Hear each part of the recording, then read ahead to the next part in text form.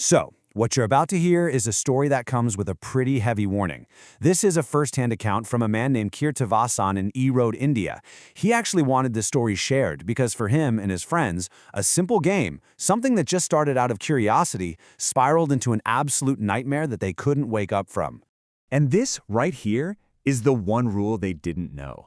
The one critical, terrifying rule that by breaking it would completely unravel their lives. They thought it was just a piece of cardboard, a coin, maybe a few cheap thrills. But what they were about to learn is that it was a doorway, and they had no idea how to close it. Okay, so let's set the scene. It's 2022 on a college campus in Erode. And like so many college students, you've got a group of friends just looking for something to do, something to break up the monotony of studying. Well, they found a distraction, all right? But it was going to break a lot more than just the monotony. And here they are, 6 guys, totally inseparable, all sharing an off-campus apartment. Now, their building was just about 500 meters from this canal called Vaikal Medu. And this place, it had a really dark reputation. We're talking 30 to 40 people tragically dying there every single year. You know how it is. A little bit of boredom, you've been watching a few too many horror movies, and an idea starts to spark.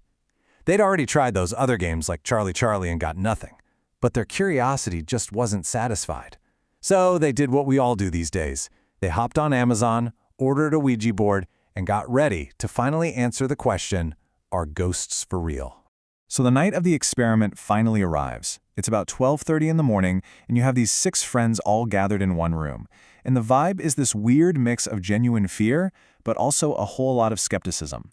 4 of them put their fingers on the coin, and the other 2, well, they've got their phones out, ready to record whatever might happen next.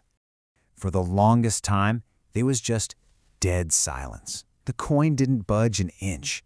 They were getting frustrated, almost ready to give up and call it a night. They decided, okay, one last try. They asked, is anyone there? And that's when it happened. The coin, so slowly and deliberately, just slid across the board to yes. The entire feeling in that room, it changed in an instant. Now you'd think the entity they contacted would be some random spirit from that creepy canal nearby, right? But nope. After asking a bunch of questions, it spelled out its name, Guna. This was a former schoolmate of their friend Mithun, someone who'd passed away a few years back. And that personal connection, it was disarming. It actually kind of put them at ease. I mean, what harm could Guna possibly do? So with their guard down, feeling a little more comfortable, their friend Venkatesh decides to ask the one question that would just shatter their sense of safety and change everything that was about to happen. Those 2 words. That's all it took. It sent this shockwave of pure panic through the group. This wasn't some friendly ghost stopping by for a chat. They were talking to something that just openly said, yeah, I'm bad news. In that moment of terror, they made their first huge mistake. They freaked out, ripped their hands off the coin, and flipped on the lights, all without properly dismissing the spirit and saying goodbye. And here it is, the fatal error. See, in the unspoken rulebook of the paranormal, a book they were learning way too late, you have to burn a used Ouija board to sever the connection. They had no idea. They just took the board, this conduit for a self-proclaimed bad spirit, and shoved it on a shelf. They basically left the door to their world wide open. A week went by. College life moved on. And that terrifying night, it almost started to feel like a weird, distant memory. They figured it was all over. But that silence, it was just the calm before an absolute storm of paranormal activity was about to hit them. Hard. The very first event was something pulled straight out of a horror movie. Kirtavasan wakes up in the middle of the night and he sees something just disturbing. His friend Mohan is asleep, but he's floating. He's literally levitating a full 3 inches off the ground, just muttering things in a language that wasn't his own. And from that night on, the terror just ramped up. There were these violent knocks on their locked front door, but no one was ever there. The sound of a woman crying would just echo through the apartment. They could hear the jingle of anklets pacing up and down their hallway. One morning, they woke up to find every single one of their blankets had been stripped from their beds and just piled up in the hall. After 8:30 p.m., they were basically prisoners in their own home. And it wasn't just sounds. One afternoon, this incredibly strong smell of jasmine flowers completely filled one of the rooms, even though all the windows and doors were shut tight. The scent was nowhere else in the apartment, just that one room. This wasn't random. This thing was intelligent, it was targeted, and it was a very clear sign that whatever was with them was getting stronger. So the entity wasn't content anymore with just haunting the apartment. It started to follow them outside. It was crossing the line from just being strange occurrences to having real physical consequences that were putting their lives in danger.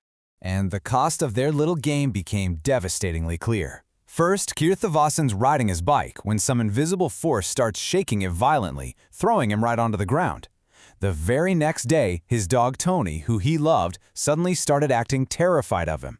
The next morning, Kirthavasan found Tony dead. And the curse wasn't just staying with him, it followed the others home. One of the friends ended up in a coma after a really mysterious accident.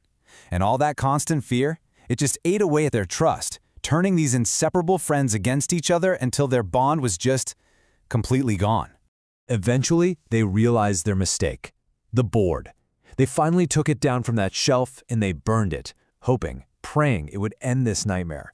But the damage was already done. The connection had been made, and at this point, destroying the board did absolutely nothing to stop the hauntings. And this brings us to the whole reason Kirthavasan wanted to share this story in the first place.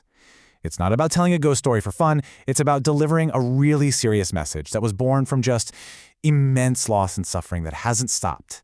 So that group of 6 friends who were once like brothers, they're strangers now. They don't even speak to each other. And the curse? It didn't leave when they did. Kirthavasan found out that the new junior students who moved into their old apartment, they're now going through the exact same terrifying things. The cycle is just repeating itself. And this is Kirthavasan's plea, in his own words, to anyone out there whose curiosity might lead them down this same path. He said they were just looking for a half-hour thrill, and for that, they lost everything. Their friendship, their peace of mind, their futures. And that's really where this whole story leaves us. The experience of Kirthavasan and his friends is just this stark reminder that maybe some doors are meant to stay closed. And it forces us all to ask ourselves, when it comes to the unknown, what is the real price of finding out?